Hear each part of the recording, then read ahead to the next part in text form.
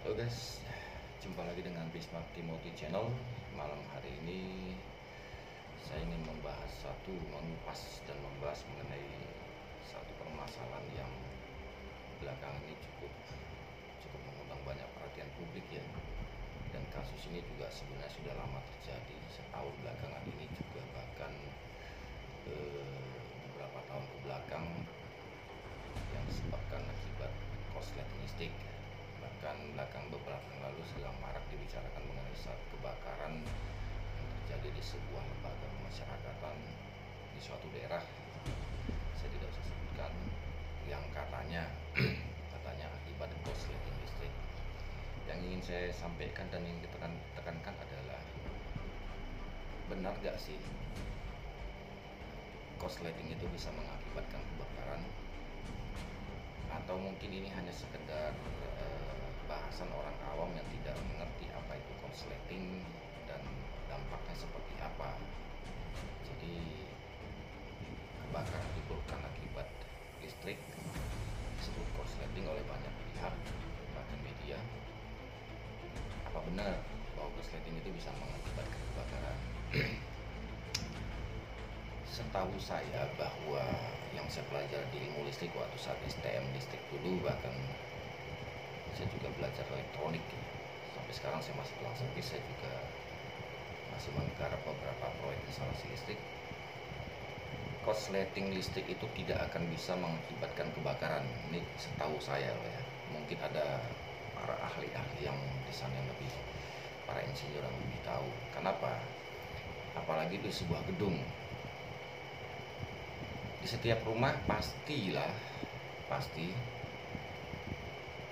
rangkaian itu dilindungi oleh sebuah perangkat listrik yang disebut dengan MCB. PLN memasukkan meteran, kemudian itu ada MCB di situ. MCB itu haknya PLN untuk instalasi bagian luar, itu PLN yang punya wewenang di situ. Kemudian untuk instalasi bagian dalam rumah, dari mulai meteran MCB itu sampai ke rumah, itu ada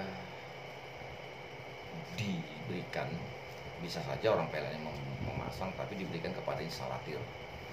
Dari mulai meteran dibuat, kemudian mungkin beberapa grup box panel MCB, bisa jadi kalau rumahnya satu tingkat, dua tingkat, dibuat beberapa grup dan dipisahkan antara grup power MCB penerangan dengan stop kontak power, kemudian dipisah lagi di lantai atas, bisa saja.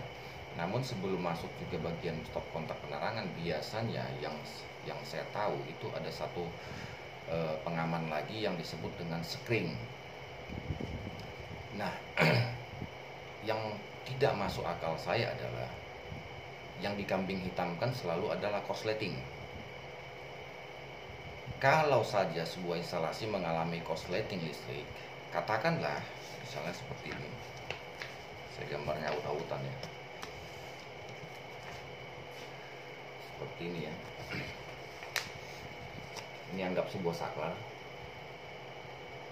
Nah, dari sebelum masuk saklar ini, dari fasa, dari screen masuk ke stop kontak, kemudian on kan, masuk ke lampu ya. Jika saja terjadi korsleting di sini, hubungan singkat di sini, ini tidak akan memunculkan kebakaran. Perlu diingat ya, tidak akan memunculkan kebakaran. Kenapa? Karena ketika ini terjadi hubung singkat di sini, maka screen akan memutus secara otomatis. Ini, anggap ini screen ya. Dari screen kemudian masuk ke power atau stop kontak atau ke saklar, kemudian masuk ke lampu. Ketika terjadi hubungan korslet di sini, otomatis screen ini akan trip, putus.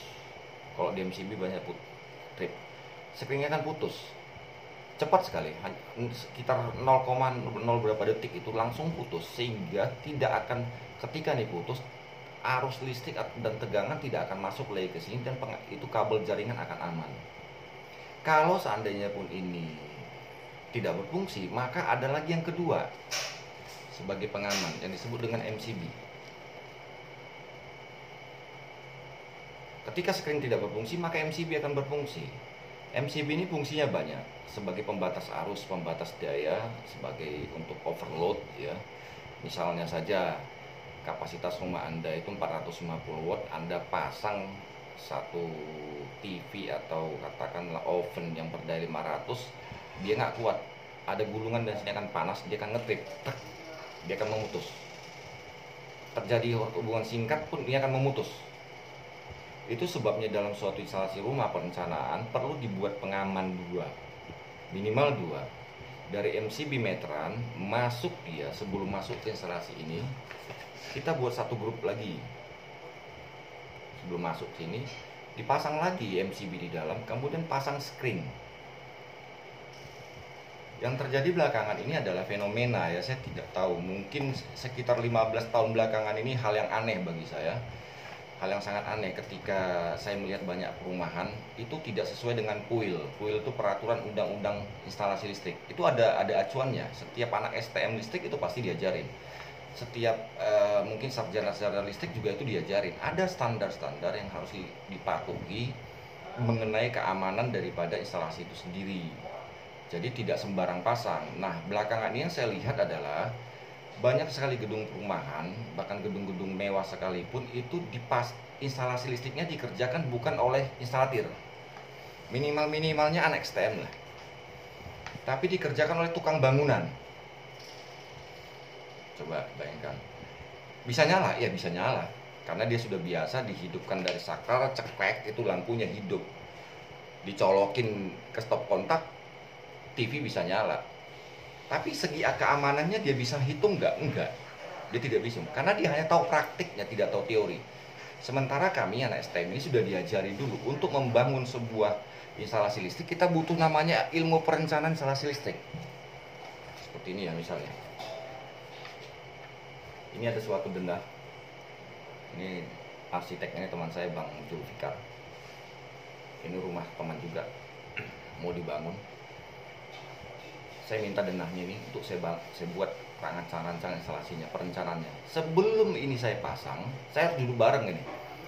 Duduk bareng dengan arsiteknya, pengawasnya, dan yang punya rumah. Ini mau dipasang mana, apa saja, lampunya berapa, terus pasang heater, kulkas, segala macam, AC. Kita hitung kebutuhannya, sehingga nanti daya yang masuk yang kita minta ke PLN itu sesuai, tidak kekecilan atau juga tidak terlalu besar. Terlalu besar sih nggak masalah. Tapi masalahnya adalah beban per 1 kilowattnya itu berbeda antara 450, 900, 1200 dan seterusnya, itu beda rupiahnya.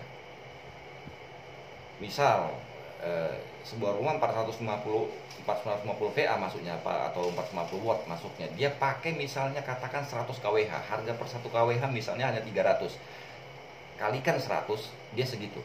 Tetapi misalnya kalau dipakai dengan daya sampai 2200 seperti itu, dia pakai 100, tentu akan 5 kali 4 atau 5 kali lipat lebih besar. Karena per 1 kWh itu biaya beban itu beda. Nah, dari perencanaan inilah kita rencanakan bukan hanya sekedar nyala lampunya. Kalau tukang bangunan yang pasang, maaf ya tukang bangunan ya, kecuali tukang bangunan memang mesti listrik, ini ngapunten sebelumnya. Agar para konsumen pengguna rumah juga jangan terlalu pelit, harus mikir-mikir nih. Developer juga banyak sekarang ini main hantam aja karena mengirit biaya, kasihkan semua tukang bangun yang hantam, terus biaya dihemat-hemat, ujung-ujungnya fenomena kebakaran akibat listrik itu sangat marak di Indonesia ini. Yang disalahkan kambing hitamnya korsleting. Padahal korsleting tidak akan mungkin membuat satu kebakaran rumah. Ingat ya, nanti akan saya tahu kenapa sih terjadi kebakaran, bukan karena korsletingnya. Nah, kita hitung nih misalnya dengan pemakaian masuk daya 3300 misalnya. Berapa sih besar penampang kabel yang dibutuhkan di sini? Itu ada hitung-hitungannya. 450 watt dan 950 watt dengan daya masuk 1200 watt. Kabel yang digunakan untuk instalasi penerangan dan stop kontak itu beda besar penampangnya. Karena kemampuan mengantarkan arusnya itu KHA namanya, kemampuan antar arus tiap-tiap kabel itu berbeda.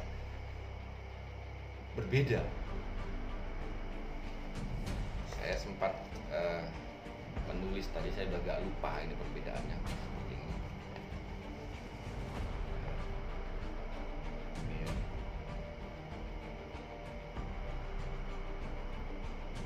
1320 misalnya watt yang dibutuhkan dia, katakan pemakaian 1200, kawat yang dipakai besar penampangnya berapa? Ini 1,5 mili, 1,5 mili, daya hantar arus minimalnya berapa? 6 ampere. Kalau dikasih dia dengan 2200 ya, dengan kabel penampang 1,5 mm, nyala.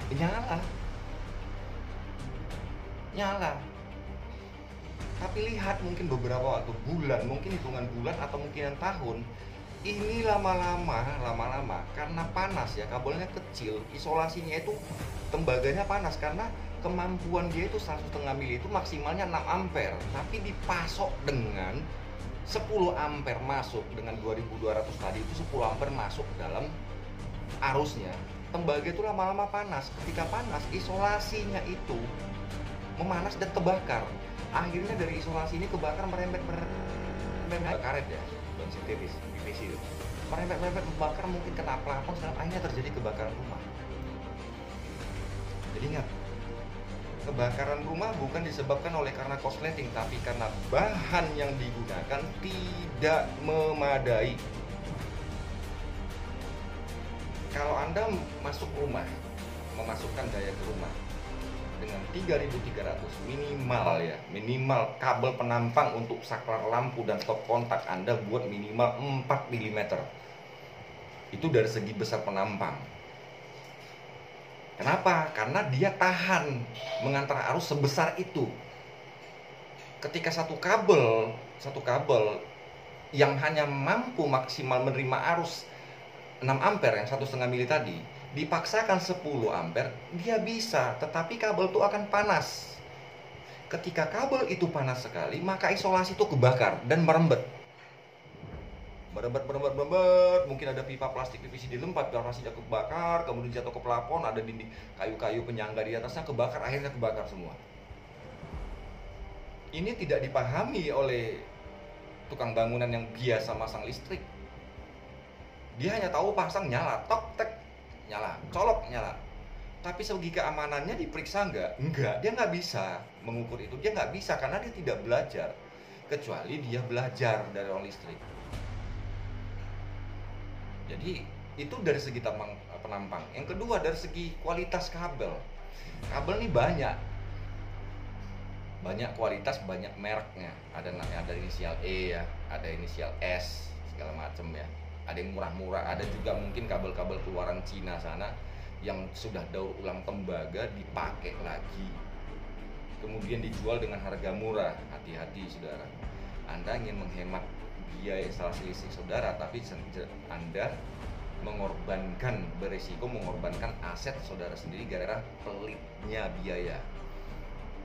Dan banyak developer pribadi ya, kalau developer PTP terkenal itu dia nggak mau beresiko karena jaga nama. Developer perorangan banyak sekali saya banyak lihat yang tidak menggunakan tenaga insulatif, tukang bangunannya yang masak, dan bahan yang digunakan itu tidak layak, tidak sesuai kuil peraturan undang-undang instalasi listrik.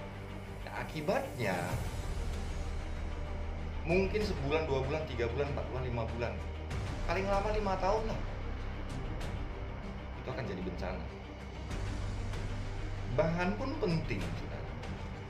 Sekarang dikit-dikit kebakaran korsleting. Yang di kambing hitam kan korsleting, kok nggak bersalah, saudara. Jangan disalah-salahkan di kambing hitam kan korsletingnya. Yang itu Schneider, milik lokal Schneider, saya akan promosikan, nggak masalah sama saya nggak, bukan mempersalah, kayak tidak digaji Schneider. Tapi memang kualitas Schneider berbeda. Tahu saya berbuatan Jerman. Harganya berbanding, kalau tidak salah itu 60.000, tapi awet. Akhirnya saya ganti, nggak jeblek. Punya rumah saya juga begitu, ketika sama ngetrip terus, akhirnya saya ganti pakai Schneider. Yang kedua kasus dia adalah kamar tidurnya saklarnya dihidupkan dari kamar mandi, kamar mandinya dihidupkan dari kamarnya. Coba Anda pikirkan betapa urutannya. Kalau saja developernya itu menggunakan tenaga instalasi listrik, orang instalatir minimal sarjana STM. Nggak bakal terjadi seperti itu. Karena yang digunakan tukang bangunan. Kok bisa saklar di rumah kamarnya di seberang, kamar mandinya di sini, ngidupin lampu kamar dari kamar mandi sebelah sini, ngidupin lampu kamar mandi dari kamarnya. Akhirnya saya naikkan korsleting. Karena ilmu listrik itu dibangun untuk pemasang dengan perencanaan dan dengan keamanan, tapi bergantung kepada pemilik rumah dan yang melakukannya.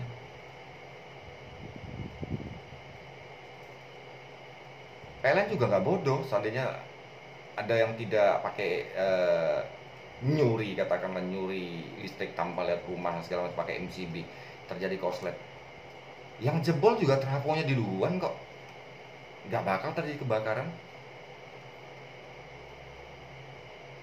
Terjadi kebakaran akibat listrik bukan karena korsletingnya, tetapi karena bahannya yang tidak baik atau mungkin sudah tua usianya, sehingga semakin lama jago juga tembaga mesin ya, dia tuh tembaga bahan ada masa usianya, dia makin lama makin nggak, kualitasnya makin tahanannya makin tinggi ya. Jadi kabel tembaga itu kalau diukur dengan ohmmeter untuk listrik itu paling cuma 1-2 ohm itu rata-rata. Kalau saya lebih baik pakai yang 1 ohm, seperti kabel kawat-kawat untuk di trafo itu kan tahanannya kecil.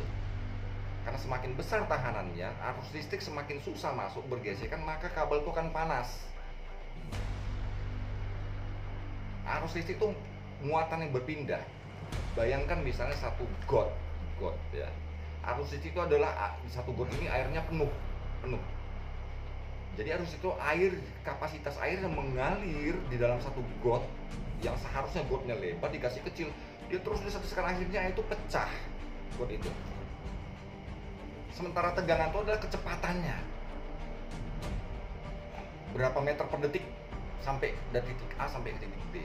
Tapi kalau arus listrik itu adalah kapasitas muatan listrik. Anda kasih 2000 liter dengan dengan pipa segini, dengan tekanan kecepatan tegangan, kecepatan yang tinggi, itu pecah pipanya. Listrik pun demikian.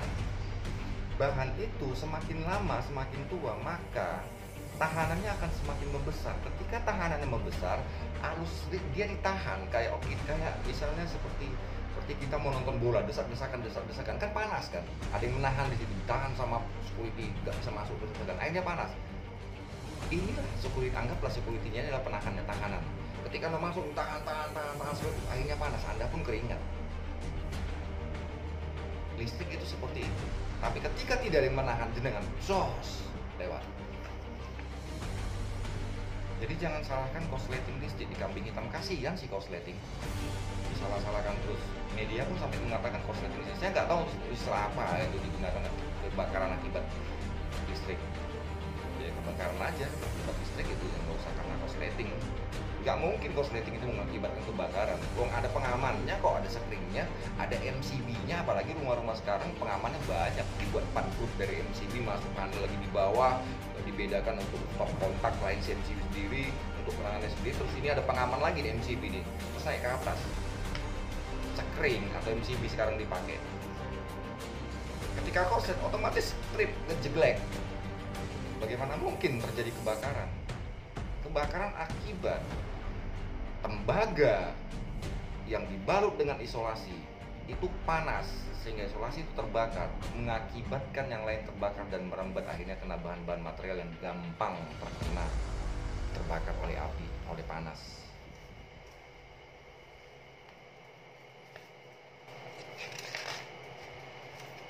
Anda juga harus tahu itu, untuk menghitung itu pun nggak sembarang, ada loh, ada. Nah, saya mau masukkan daya 900 watt ke rumah saya, mengajukan ke PLN. Berapa sih instalasi yang harus saya gunakan? Itu fungsinya instalatif. Pak, Bapak mau pakai apa dulu nih di rumah ini nanti? Lampunya berapa? Di berapa titik cahaya nih? Ini berapa watt? Terus ada rencana kulkas nggak? Ada mesin cuci nggak? Ada AC nggak? Ada. Dihitung semua. Oh, ya udah cukup 900. Nah, ketika sudah diketahui kebutuhan yang punya rumah, apa saja konsumsinya dia, maka si instalator akan merencanakan. 900 watt cukup. Kemudian bahannya apa? Berapa yang dibutuhkan? Maka si instalator akan menghitung, oh dengan 900 watt cukup dengan 2,5 mili dan 1,5 mili untuk kabel stop kontak dengan jaringan atas plafon 2,5 mili dari saklar ke lampu cukup 1,5 mili. Tapi ketika Anda menggunakan di atas 900 watt, maka hati-hatilah yang menggunakan 1,5 mili. Apalagi di atas 2200 menggunakan 2,5 mili, makanya hati-hatilah. Saya sarankan minimal 4 mili. Dan yang anehnya lagi nih, kalau bangunan-bangunan tua dulu di bawah tahun 98, saya masih ingat. Saya pernah praktek kerjanya PKL dulu sama teman-teman saya di Rumah Sakit Permata Bunda Medan itu. Itu ruang instalasi gawat darurat ICU bagian belakang itu. Itu kita ngerjain dulu itu semua. Kalau nggak tidak salah sekarang ruang perawat ya, tidak salah. Ruang zaman saya dulu, semua rumah sama gedung pasti menggunakan kabel ground arde. Tapi fakta lihat sekarang, banyak sekali perumahan-perumahan yang dikembangkan bahkan oleh developer terkenal sekalipun, dan bahkan oleh developer dan juga developer pribadi tidak menggunakan kawat arde. Apa itu kawat arde? Anda tahu meteran kan? Saya coba gambarkan.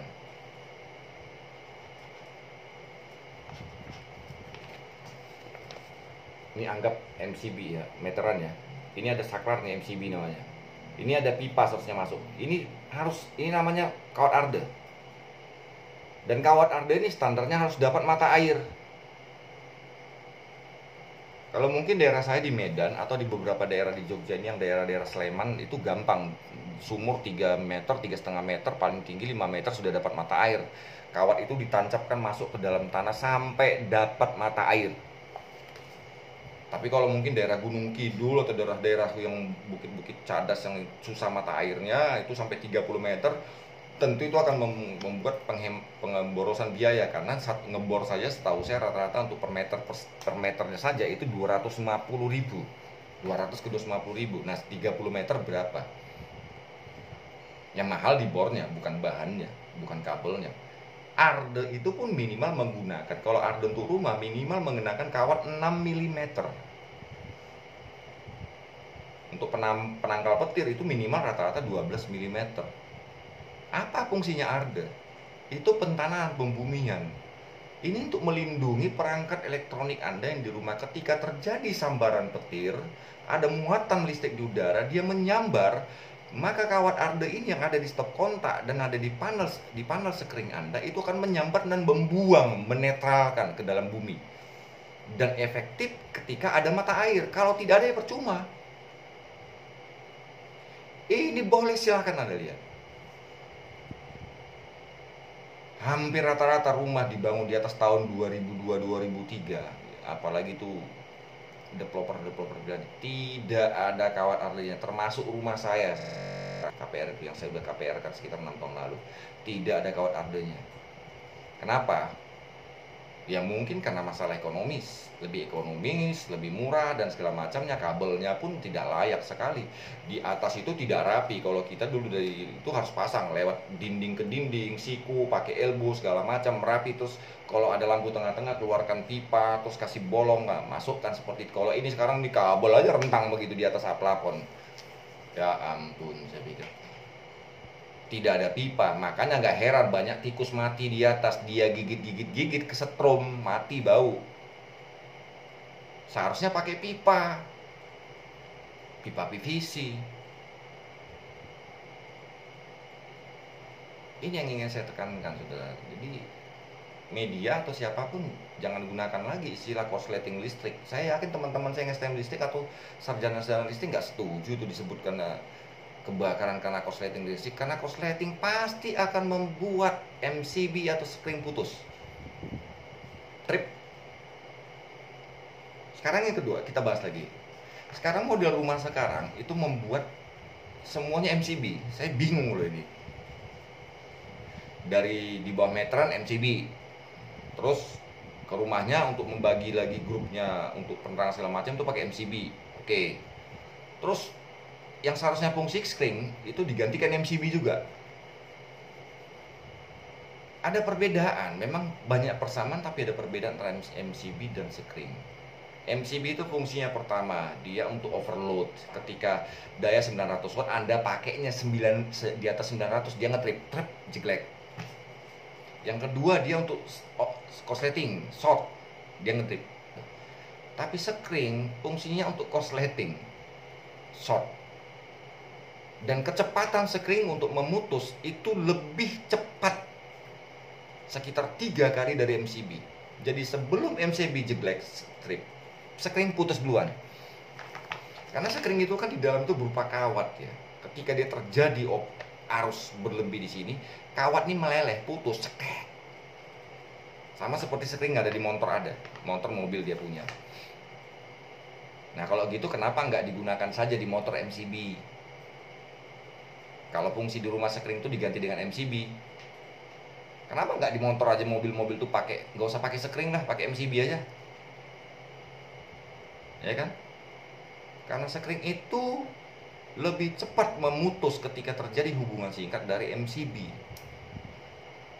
Nah, ketika screen berlebih, misalnya katakan kita menggunakan 900 watt ya di rumah, kita pakai screen yang 3 ampere, rata-rata ya 3 ampere, dipasang yang 6 atau 10 ampere, ya nggak putus, susah putus, kadang putus. Ketika korset dia mau putus, tapi kadang juga nggak mau, dia lewat terus. Tapi masih ada satu pelindung lagi, MCB, ngetrip, trik.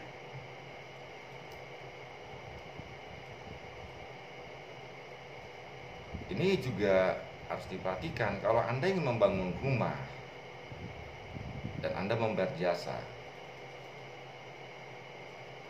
lebih baik Anda yang beli bahan dan minta yang membuat instalasi Anda adalah orang-orang listrik sendiri, banyak anak STM. Ini mohon maaf sebelumnya, kenapa banyak teman-teman saya dan banyak sekali sekarang STM listrik itu tidak laku di pasaran, lari dari jurusan.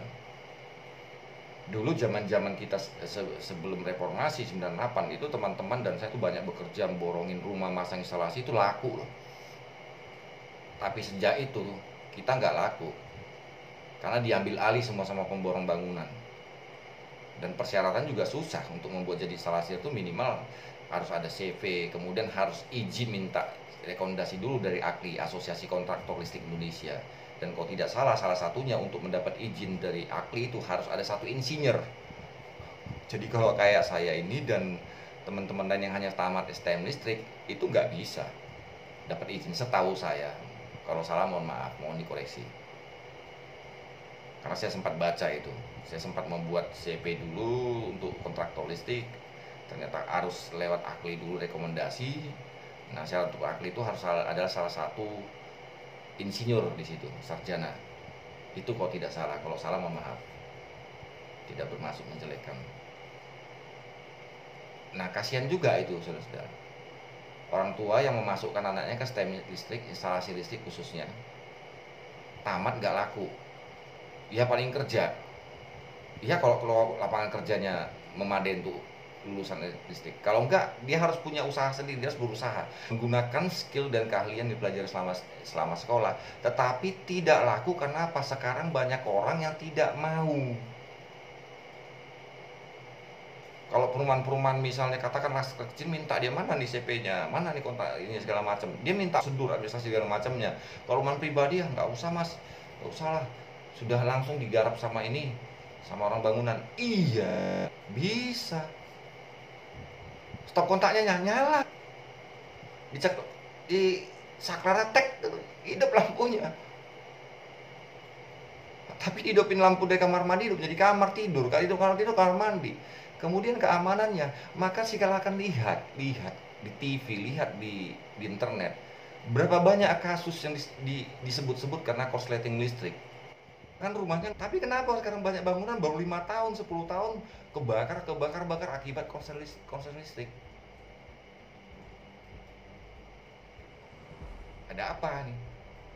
Kalau di luar instansi-instansi, ya misalnya saya pemilik rumah, saya minta ke pemborong bangunan, bangun, udah mas begini, itu ya resiko saya. Mungkin karena mikir ekonomis, yang punya bangunan juga orang misalnya bahannya kalau dia diborongkan semua biaya material, otomatis dia akan memencet biar untung lebih banyak, dia akan kasih material yang sangat-sangat di bawah standar kadang-kadang. Lebih untung lebih besar kan gitu.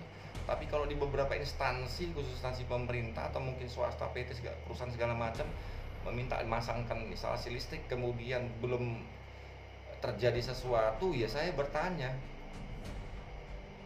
ini ada kaitan sama anggaran. Apakah anggarannya memang minim atau anggaran yang memang dicuil-cuil dikit nih, baik antara si pemberi order atau yang mau menerima order. Kalau saya nggak mau, ini rumah mau saya pasang, saya udah bilang, saya tawarkan, monggo silakan. Mau amannya seperti sini. Rumah ini rumah mewah. Kalau mau aman seperti ini, ikuti standar. Saya mengecek rumahnya besar ya, saya nggak usah sebut namanya, itu rumah elit itu, daerah Sleman sana. Ketika teman saya garap proyek itu di situ, saya terus mau akan dibongkar untuk renovasi, mau dibawa seperti itu, saya lihat tulis di bawah sini, kayaknya nggak ada ardenya ya. Ini ada ardenya? Ada, nggak ada, kan kelihatan itu. Ada tidaknya. Saya bilang sana Pak Arde, ini saya dikasih nih, kamu aja yang buat. Dan saya minta spek, dia mau, dan dia mementingkan safety-nya. Karena rumah ini nanti dia jadi bukan untuk dia saja, mungkin tuh anak cucunya ditempati. Gunakan sekian, mungkin sekian kabel, bahkan kabelnya ya. Ada banyak jenis kabel ya. Tapi ada satu merek ya, ini maaf ini. Mungkin syukur-syukur kalau ada saya dapat endorse. Kabel Supreme namanya. Cukup mahal dibanding kabel merek E itu. Satu gulung 100 meternya sama itu selisihnya bisa 350-400 ribu. Tapi saya katakan gunakan itu yang nomor satu, karena pikirkan ke depannya, jangan pikirkan sekarangnya. Mahal sedikit tapi awet dan aman, Anda tidak kehilangan aset karena kebakaran. Di aset saja nggak apa-apa, tapi nyawa. Makanya kalau ada terjadi seperti itu, saya bertanya, kenapa terjadi kebakaran akibat listrik itu? Antara dua itu, si pemberi order dan penerima order, atau dua-duanya kesepakatan. Kalau saya nggak mau,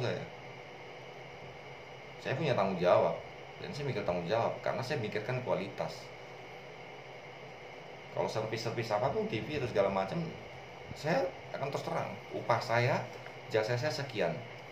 TV mau rusak gimana pun, mau padam total, upah saya sekian. Spare part itu dari Anda, atau saya belikan, saya kasih nota, atau Anda yang beli, saya kasihkan apa yang harus dibeli. Tapi saya jamin Anda tidak akan kembali dalam 3-4 tahun ke tempat saya karena kerusakan yang sama. Mahal, iya, saya servis itu mahal, tapi bukan jasa saya yang mahal. Daripada saya bohong-bohongin orang, ini dibilang-bilang, oh ininya kena nih, oh ini TV-nya padam, ini playback, kena IC horizontal. Padahal cuma diodanya, diode power supply-nya yang putus, atau screen-nya putus. TV lama, TV baru bisa juga, karena TV baru pakai screen-nya putus, ya otomatis padam TV-nya. Tapi dia ada. Kenapa? Kalau disampaikan seperti itu, nanti upahnya kecil. Karena ini juga tidak salahkan juga nih tukang servis ini, konsumen juga. Screen-nya berapa mas? 1.000 perak. Oh, terus upah servis berapa? Bisa katakan 200.000. Wah mahal, cuma screen-nya kok. Screen kan cuma 1.000 perak, cuma dikasih berapa? Paling 50.000. Konsumen Anda, dia itu belajar servis berdarah-darah. Biaya pendidikan yang terima itu berjuta-juta. Jadi hargailah skill orang. Jangan nilai karena spare partnya screen yang putus, terus Anda kasih cuma segitu. Padahal dia gak beresiko. Kalau TV-nya itu makin parah, yang bertanggung jawab kan tukang servisnya. Hargailah skill orang. Seringkali orang kita itu tidak menghargai skill. Di luar negeri itu orang menghargai skill. Sekalipun Anda sarjana, yang satu hanya SLTA, ketika yang SLTA punya skill lebih, dia menghargai lebih.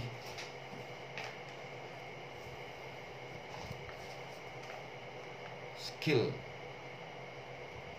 ya itu bisa jadi terjadi. Yuk, sama-sama guys, kurangi risiko kebakaran akibat listrik. Bukan karena korsleting listrik. Jangan pelit keluarkan anggaran. Pikirkan safety-nya, bahan, kualitas, dan mintalah instalatir yang benar-benar instalatir untuk memasang instalasi listrik Anda.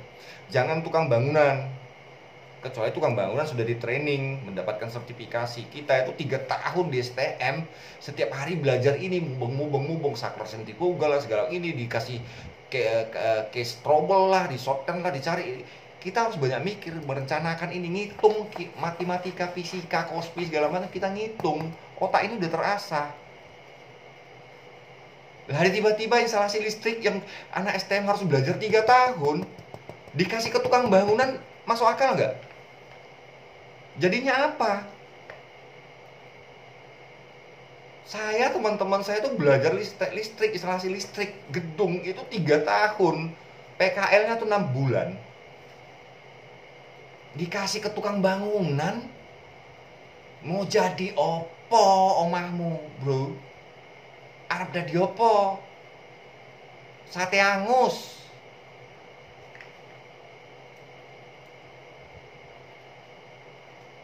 Mikirlah, kasihkanlah. Dan rembuk, duduk bersama. Rumah saya ini, tukang bangun mana? Gambarnya ini sekali. Duduk bersama, mau buat apa saja nih bu? Ini. Oh nggak cukup bu, ini 900 watt nggak bisa, 900 PA. Ibu harus pakai 1200. Nanti jeglek terus. Itu fungsinya instalasi ilmu perencanaan instalasi listrik namanya. Di STM tuh ada, saya nggak tahu sekarang ini SMK sekarang. Tapi dulu ada namanya. Perencanaan instalasi listrik. Sebelum diinstalasikan direncanakan. Supaya apa? Pertama, segi safety keamanannya, kebutuhannya apa, kemudian nggak terlalu kecil daya masuk karena kebutuhan besar, dan tidak terlalu besar mengakibatkan ekonominya. Karena apa? Yang dibutuhkan misalnya cuma 1200, Anda masukkan 5000 atau 3300 misalnya. Ya, biaya listriknya besar. Oh, dibutuhkan cuma benar cukup kok, dikasih harus masuk 3300 per kWh-nya kilowatt hour-nya itu ya beda. Saya nggak tahu berapa sekarang, mungkin sekitar 1600 sampai 1700 ya, kalau tidak salah itu. Yang di kapasitas 2200 ya per kWh-nya. Sementara yang 450 tuh mungkin di sekitaran 700 atau 800 rupiah per kWh. Coba bayangkan berapa selisihnya. Itulah pentingnya perencanaan. Tukang bangunan kan udah ada kerjaannya, udah dapat kerjaan dia bangunan. Kasihlah kerjaan sama orang anak STM listrik supaya dia digunakan ilmunya yang sudah berdarah-darah orang tuanya untuk membayar dia sekolah, dapat digunakan untuk bekerja, berusaha sendiri, borong. Jangan matung hasil listrik jadi marketing kayak saya. Saya jadi sales gara-gara nggak laku dulu, nyari-nyari rumah bangunan di daerah Pondok Gede Jakarta, nanya mau nggak pak, mau nggak bu saya yang pasangin, nggak ada yang percaya, minta CP, gimana saya mau CP? Saya udah biasa loh masang itu.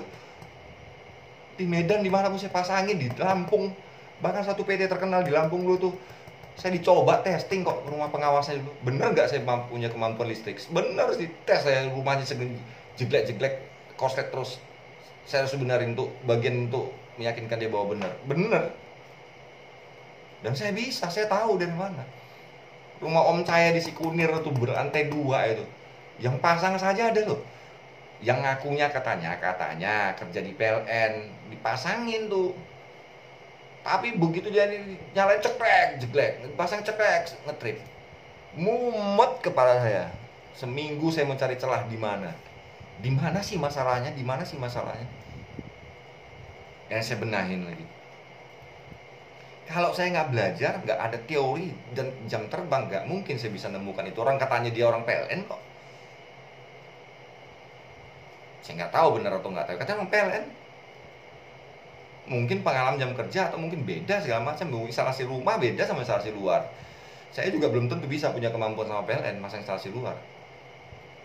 Dan orang PLN juga belum tentu bisa memasang instalasi rumah. Mungkin sama-sama STM listrik dulu, tapi mungkin begitu terjun ke dunia kerja itu nggak di bidang masing-masing.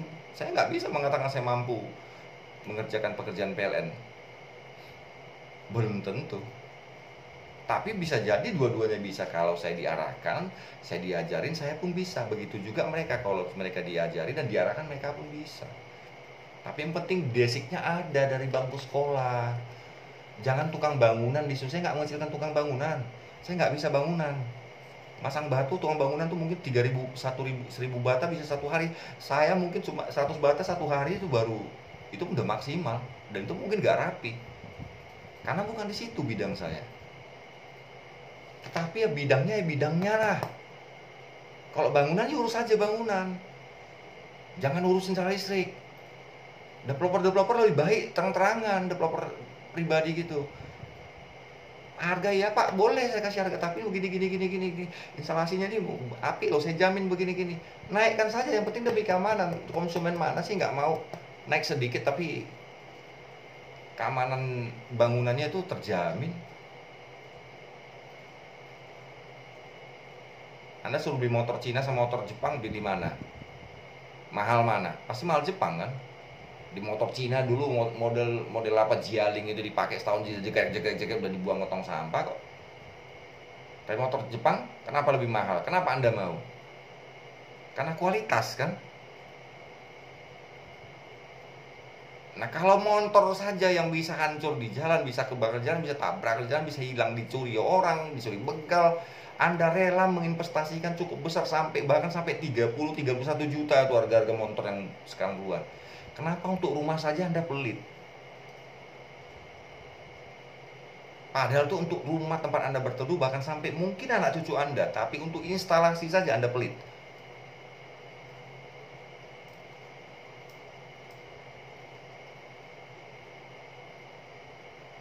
Jadi itu penyebabnya. Paling utama penyebab kebakaran akibat listrik bukan korsleting, nggak ada itu.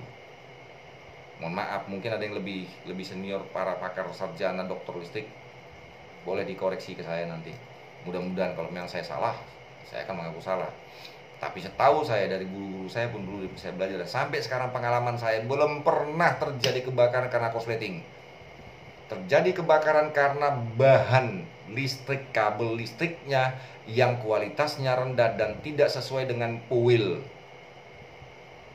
Diatur itu 450 watt itu berapa penampangnya? Berapa milimeter? 900 watt berapa milimeter? 1200 sampai 2000 sampai 3000 itu ada. Bukan main pasang aja. Coba kalau Anda percaya, kabel listrik instalasi rumah yang besar sekalipun 4 mili Anda pakai untuk ngejumper aki mobil, panas nggak? Anda pegang sebentar aja panas, biarkan terus, dia nggak korslet, biarkan, pasang aja. Lihat dalam waktu 15 menit, kebakar itu kabel. Makanya di mobil pun terjadi kebakaran mobil akibat apa? Kabel yang digunakan mungkin karena banyak modifikasi atau mungkin karena sudah tua, itu tidak sesuai dengan standarnya. Dia panas tembaganya, membakar isolasinya, akhirnya kebakar kebakar sak mobilnya. Anda kalau mau modifikasi harus juga mikirkan kabel Anda gunakan itu seperti apa. Kalau untuk aki yang ampernya 50 ampere, ya tanya kan ke bengkel. Saya untuk aki mobil, untuk aki motor. Untuk aki motor pakai untuk kabel ke aki mobil bagus. Tapi jangan gunakan lagi untuk aki motor ke mobil, kobong. Karena ampernya kan beda. Motor kan cuma 3 ampere itu. Motor-motor bebek biasa. Lah mobil itu 40 sampai 50 ampere. Dipasangnya tuh 3 ampere maksimal, paling 6 ampere atau 10 ampere ketahanan kabel motor itu dipasangkan ke mobil. Jalan-jalan, tapi lama-lama kebakar. Demikian juga sama listrik AC, harus bolak-balik. DC aja seperti itu kok.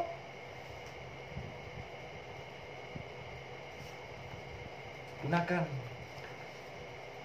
Kalau Anda ingin mau tahu seperti apa, misalnya, saya membutuhkan masuk daya itu sekian lah, 1200-an misalnya. Berapa sih kabelnya? Browsing no, banyak di internet. Akan dikasih tahu berapa milimeter yang digunakan. Warna kabel pun harus bisa dibedakan. Di perumahan-perumahan yang tempat saya itu dan banyak perumahan lain tempat teman-teman itu tuh kabelnya sama semua kecuali warna hitam, warna merah toh. Bingung saya. Kadang-kadang merah, biru-biru, semua hitam-hitam semua.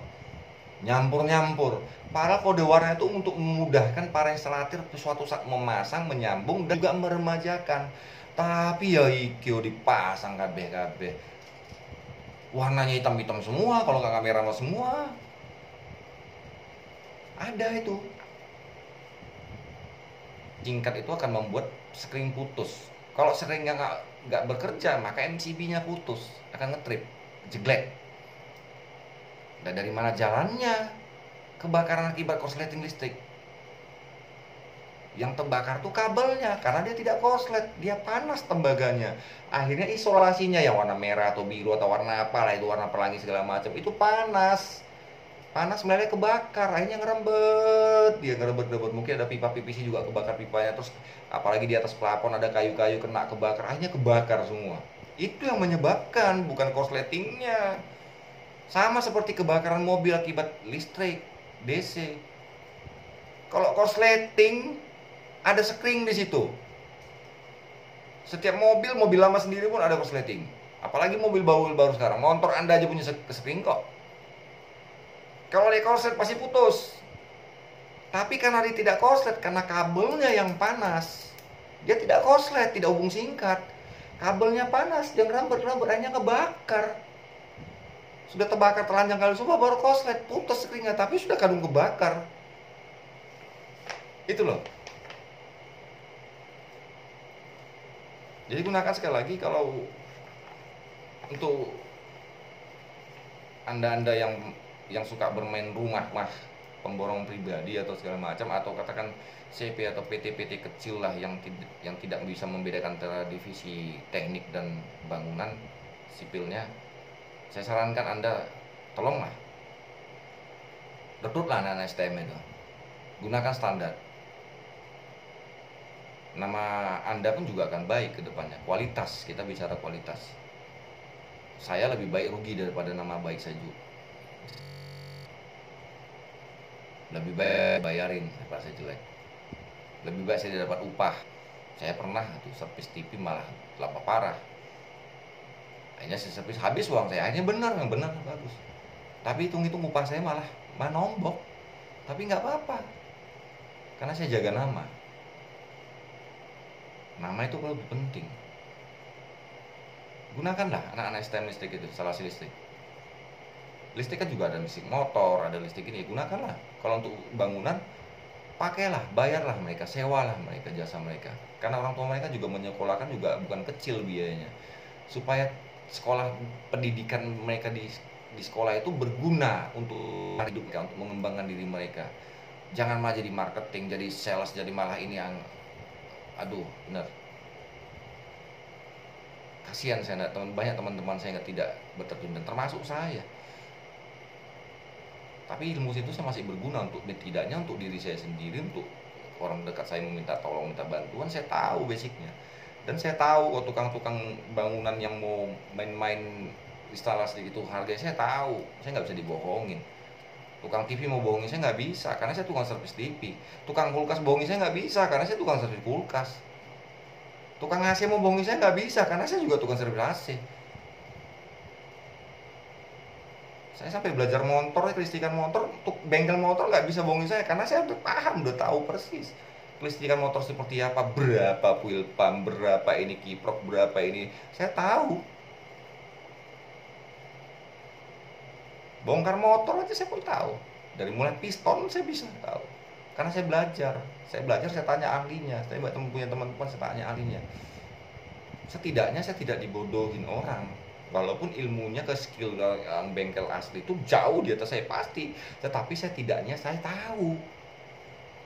Enggak, Anda pun sebagai pengguna rumah, kalau borongkan ke pemborongan bangun rumah, tegaskan, sampaikan,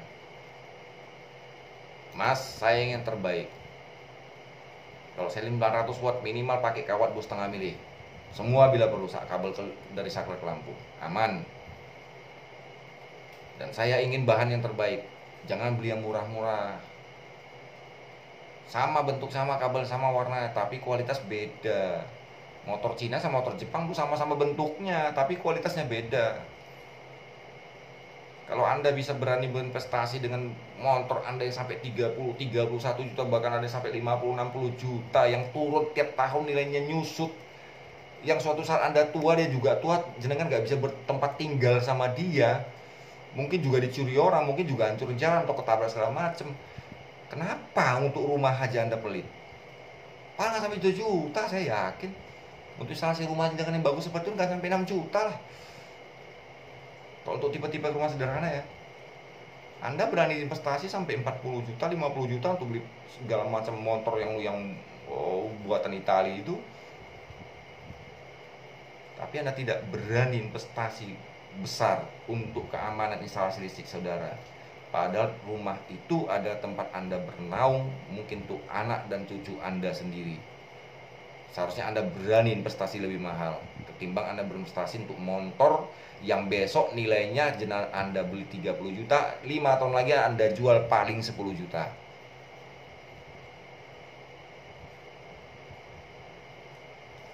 Jadi demikian saudara, guys. Tidak untuk bermaksud menghakimi orang. Jika ada pihak-pihak yang merasa tersinggung, saya mohon maaf. Saya hanya berpikir ini untuk kebaikan Indonesia. Karena terlalu banyak saya melihat orang korban-korban kebakaran, bahkan sampai korban jiwa akibat yang disebut orang sebagai korsleting listrik, bahkan karena korsleting listrik. Yuk, mari sama-sama kita buat Indonesia menjadi lebih baik, menghargai skill orang. Mungkin pemberi jasa juga karena mikir terlalu kecil untungnya, dia akhirnya menggunakan bahan yang standar. Pengguna jasa juga mikirnya karena sedikit ekonomis, dia nawar-nawar, yang akhirnya muncullah kasus seperti itu. Sebaiknya duduk bareng, gunakan standar, mahal sedikit tidak apa, yang penting itu awet. Mungkin sampai Anda tua pun rumah itu tetap awet, tidak ada masalah dengan instalasi listrik Anda. Dan jangan pernah mau bagi Anda pemilik rumah, ketika pemborongnya menggunakan kabel NIM, Anda tahu NIM yang putih, dibungkus ada berapa kabel, bisa 2 atau 3 dalamnya, terus main tanam aja ke tembok tambah pipa itu, jangan mau. Itu main praktis aja. Suatu saat itu isolasinya ngelupas karena tua, suatu saat dia akan nyetrum ke tembok. Tembok itu menghantarkan listrik juga walau tidak banyak. Anda bisa kesetrum.